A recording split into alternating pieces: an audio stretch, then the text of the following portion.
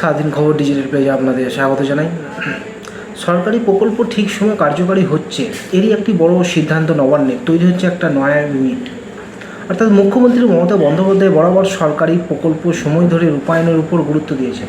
এবার সরকারি প্রকল্প সময় ধরে রূপায়ণ হচ্ছে কিনা তারই নজরদারির জন্য প্রোগ্রামিং মনিটরিং ইউনিট তৈরি করা হলো। প্রশাসনিক কর্মীবর্গ দফতর এবং মনিটরিং কমিটি তৈরি করে দেবে। কমিটির নেতৃত্বে থাকবে পঞ্চায়েত দপ্তরের সচিব, এছাড়া পঞ্চায়েত দপ্তরের অধিকারদের রাখা হবে এই কমিটিতে। এই কমিটি সরকারি কর্মসূচি ও প্রকল্পের কাজ বিভিন্ন দপ্তরের মধ্যে সমন্বয় মূল্যায়ন করবে। সম্প্রতি একাধিক প্রশাসনিক বৈঠক মুখ্যমন্ত্রী মমতা বন্দ্যোপাধ্যায় প্রকল্পে কাজ সঠিক সময় কেন হচ্ছে না তা নিয়ে ক্ষোভও প্রকাশ করেছেন। ক্ষোভ প্রকাশের পাশাপাশি প্রকল্প কাজ সঠিক সময় করার জন্য মুখ্য সচিবকে বেশ কিছু গুরুত্বপূর্ণ নির্দেশ দেন মমতা বন্দ্যোপাধ্যায়। তারপরে এই নির্দেশ বিভিন্ন দপ্তরকে দেওয়া হয়েছে বলে নবান্ন সূত্রে খবর। এই মনিটরিং ইউনিট কীভাবে কাজ করবে তার জন্য কয়েক দফা গাইডলাইনও দিয়ে দিয়েছেন মুখ্যমন্ত্রী মমতা বন্দ্যোপাধ্যায়।